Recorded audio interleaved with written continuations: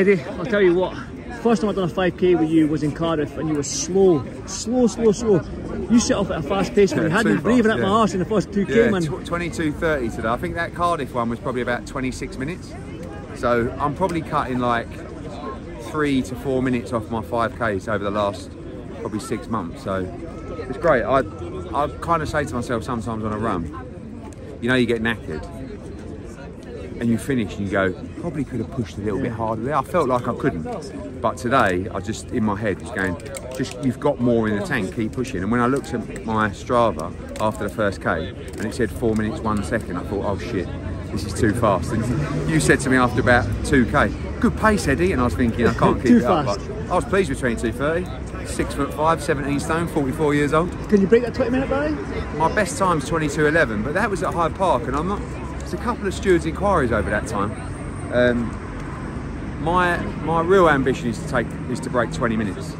It's a long way to go. Long way to go. But 22 would be, you know, I'll just keep improving. I'll tell you what though, Eddie, all this men's health stuff that you're doing, and people have seen the shape of you, and you're slimming down, you've got some little fibres in your shoulders when you tense up now. Charlie Parsons, you probably inspired him to get off his fast arse as well. I mean, he went past me at 4K, Parsons. When I first started running with Parsons, he was like waddling along like, I don't know, Shrek or something. But he's also 20 years old. Yeah. I'm 44. Yeah. So, but I think it doesn't matter who you're inspiring to get off their arse. Like, Men's Health say that they can't believe the feedback of people, not like Parsons, but like my age. Because I said in the article the other day, in your 40s, how old are you? 41. You're fit anyways, but I feel like your 40s is the decade where your life either goes like that or like that. And I think if you physically break down and give up in your 40s, your 50s, your 60s, your 70s might not even come. Yeah. But they'll come. The life won't be as enjoyable to live, you know? I think it's a real status symbol to go into your late 40s and 50s and 60s in shape. Do you know what I mean? Like looking well. And for me, it's a different, you know, it's like a combination of wanting to do better at work and having more energy, wanting to live longer, wanting to have more like time and effort for my kids, also to feel good and to look good.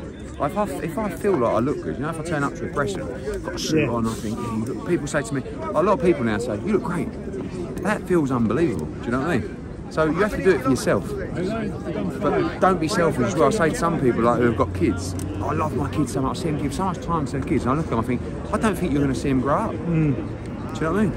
So that's selfish in itself. So do it for yourself, do it for your family, but like do it for life. Like life's about living. I promise you live a better life if you're fitter. Eddie, quick one on Anthony Joshua. I've seen a comment. We put a little quote on Instagram, IFL. Morgan Lads is behind me, so we'll touch on that. Joshua said that he's watched the Fury's documentary on Netflix and said that he's seen chinks in his armour. Yeah, what's that effect? What do you make of that? Yeah, I agree. I think Tyson Fury does show signs of insecurity sometimes. I think anybody that has the bluster and Instagram, like I think they don't fully believe in himself in every aspect. He definitely believes in his boxing, but I've been around him a lot. He's quite a shy guy in, you know, and everyone's got their insecurities. How old is he? 31, 32? Tyson's 35. Is he? Is he that old? Yeah. I don't think he's fully developed. I mean, I think 10 years ago I was definitely more insecure than I am now. 20 years ago I was much more insecure. But I think Tyson's great at the mind games. But if you get inside his mate, if you make him second guess himself, I don't know how he'll react. And I like that from AJ. Because, you know, AJ thinks a lot about beating Tyson Fury, you know? It should happen, hopefully. Well, I do believe one day that fight will happen, hopefully sooner rather than later. Right, the Maris is right there. Where is he? He's there somewhere. There he's there, looks good. Right, be careful what you say then. I'd say a great fight, honestly. I think he's going to start really well. I think Jack has got a history of hurting people early. We spoke about it yesterday, about the Tyrone McKenna fight. You don't want to let this guy back in the fight. He'd have no problem over 12 rounds going like a train. So you need to start fast against Naris, but he starts really fast, blistering hand speed, and that's when I think he's going to be the most dangerous in the fight. Yeah, he can punch. I mean, you know, and he won't mess around. He's not going to like just try and coast through 12 rounds. He's here. When you've had the career he's had, and he says to himself, "This is it for me." Everything comes down to his moment. Going to be a tough fight tonight. I'm in Newcastle on the 11th, so I'll see the 5k, but it's quite hilly in Newcastle, so you might not get the 22 minutes. So no, I don't. That's the 22 minutes is the aim. Cheers, Eddie. Thank you. Thank you, boss.